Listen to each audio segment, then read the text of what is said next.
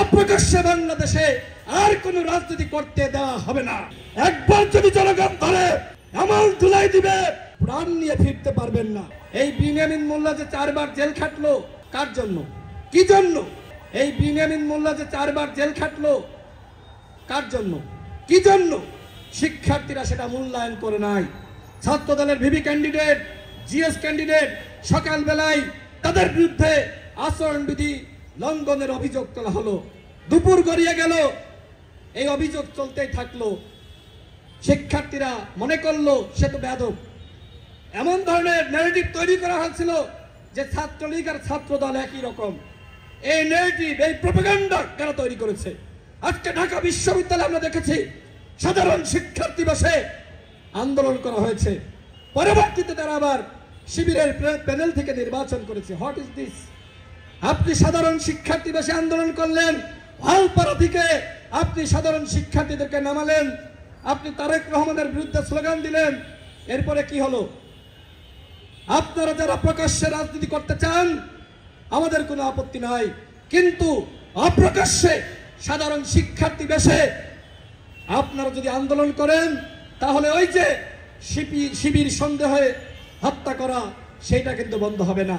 যে হত্যাকাণ্ডের শিকার হয়েছে আবরার ফাহাদ। সুতরাং বাংলাদেশে যারা রাজনীতি করতে চান প্রকাশ্যে রাজনীতি করতে হবে, সেটি জামাত ইসলাম হোক আর ছাত্র শিবির হোক। অপ্রকাশ্যে বাংলাদেশে আর কোন রাজনীতি করতে দেওয়া হবে না। এবং যদি অপ্রকাশ্য রাজনীতি চলে, এর খেসারত এই আবরার ফাহাদদেরকে দিতে হবে এবং আমাদেরকেও দিতে হয়েছে। আমাদেরকে ব্লেম দেওয়া হয়েছে, শিবির ব্লেম দেওয়া হয়েছে। আমি এই কথাগুলো কেন বললাম? একটি কারণ, যে অপ্রকাশ্য রাজনীতির সব থেকে ক্ষতির শিকার হয় সাধারণ শিক্ষার্থীরা। যে একই শিবির নাকি সাধারণ শিক্ষার্থী? সুতরাং এই রাজনীতি আমাদেরকে এই গণঅভ্যুত্থানের পরে আর করার সুযোগ নাই। হ্যাঁ, রাজনীতি করেন ক্যাম্পাসে, প্রকাশ্যে ছাত্র অধিকার পরিষদের রাজনীতি করেন, ছাত্র দলের রাজনীতি করেন, ছাত্র শিবিরের রাজনীতি করেন, অন্যান্য বাম সংগঠন, ইসলামিক সংগঠনের রাজনীতি করেন, আমাদের কোনো আপত্তি নাই। কিন্তু আর কোন আবরার ফাহাদকে যাতে জীবন দিতে না হয়, সেই ধরনের রাজনীতি বাংলাদেশে আর যেন না হয়, এই আহ্বান আমি ঢাকা বিশ্ববিদ্যালয়ের প্রশাসনের কাছে রাখছি। এদেশে যদি আবরার ফাহাদ প্রতিবাদ না করত, তাহলে কিন্তু ওই ভারতীয় আধিপত্যবাদের বিরুদ্ধে বাংলাদেশে প্রতিবাদটা শুরু হতো না। আমরা এই ডাকসুতে ভারতীয় আধিপত্যবাদের বিরুদ্ধে প্রতিবাদ করতে গিয়ে ডাকসুর ভিপির রুমে 2019 সালের 22 ডিসেম্বর কিভাবে আমাদেরকে হত্যা চেষ্টা করা হয় আপনারা জানেন। আমার পাশে ছাত্র অধিকার পরিষদের সাধারণ সম্পাদক নাজমুল, ওর এই হাতটা দেখেন, একটু খেয়াল করেন মিডিয়ার ভাইরা, এই হাতটা ভাঙ্গা। আমাদেরকে রক্ষা করতে গিয়ে ঢাকা কলেজের শিক্ষার্থী নাজমুল হাসান সেদিন রক্তাক্ত হয়েছিল, তার হাত ভেঙে যায়। আমাদের আরেকজন সহযোদ্ধা এপিএম সুয়েল, তিনি ছাদ থেকে পড়ে গিয়ে তাকে ফেলিয়ে দেওয়া হয়, কিভাবে তার কোমর ভেঙে যায়। তুইন ফারাবি আইসিইউতে ছিল, আর নুরুল হক নূর, আমি মশিউর রহমান ফারুক হাসান সহ আমাদেরকে হত্যা চেষ্টা করে ওই ভারতীয় রয়ের এজেন্ট সাদ্দাম এবং সঞ্জিত। ওই সঞ্জিত এখনো পর্যন্ত বাংলাদেশে রয়েছে, ওকে কেন গ্রেফতার করা হচ্ছে না? আবরার ফাহাদ হত্যার প্রতিবাদ করতে গিয়ে, সেই দিবস স্মরণ করতে গিয়ে ছাত্র অধিকার পরিষদের 22 জন নেতাকর্মীকে গ্রেফতার করা হয়, 22 জনকে গ্রেফতার করা হয়। কিন্তু তারপরেও তারা থেমে যায়নি। ওই সৈকত, কুখ্যাত সৈকত, কয়েকদিন আগে দেখলাম ভিডিও, ওর চুলগুলো পেকে গেছে, ওর জীবনটা পেকে যাবে, তবুও ও জেল থেকে বের হতে পারবে না।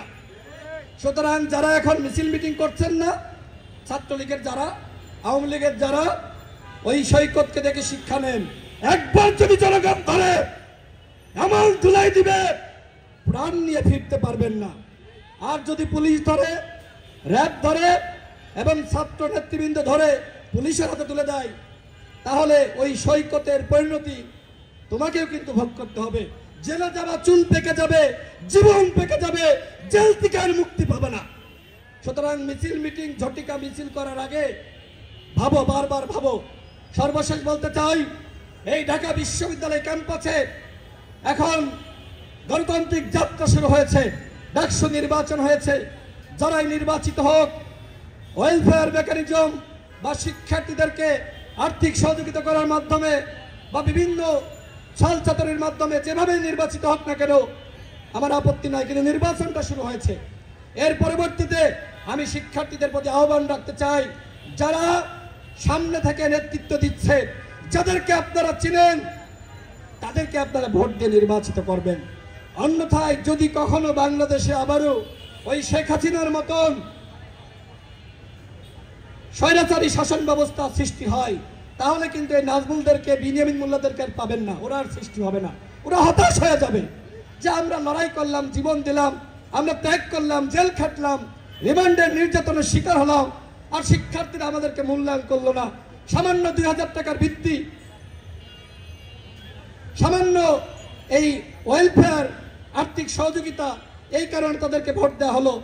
আজকে যাদের টাকা নাই, তাহলে কি তারা গণতান্ত্রিক আন্দোলন করবে না, রাজনীতি করবে না? এই টাকার কাছে আমরা তখন ঢাকা বিশ্ববিদ্যালয়ে ছিলাম, মাথা নত করি নাই। সুতরাং অর্থবিত্তের কাছে মাথা নত করে ওই কালো টাকার রাজনীতি এই ঢাকা বিশ্ববিদ্যালয়ে করা যাবে না। শিক্ষার্থীরা এখন সচেতন, আমি বলবো আরো সচেতন হন। ডাকসু নির্বাচন শুরু হয়েছে, এর ধারাবাহিকতা বজায় থাকুক। যারা ফ্রন্টলাইন যোদ্ধা, তাদেরকে আপনারা ভোট দিবেন, আমি সেই প্রত্যাশা করছি। সর্বশেষ বলতে চাই, এই ঢাকা বিশ্ববিদ্যালয়ে গণতান্ত্রিক যাত্রা শুরু হয়েছে, আর কোন গণরুম গেস্ট রুম ঢাকা বিশ্ববিদ্যালয়ে ফিরিয়ে আনা যাবে না, এবং লেজুর ভিত্তিহীন রাজনীতি এই ঢাকা বিশ্ববিদ্যালয়ে প্রতিষ্ঠা করতে হবে। সেই রাজনীতি করছে ছাত্র অধিকার পরিষদ।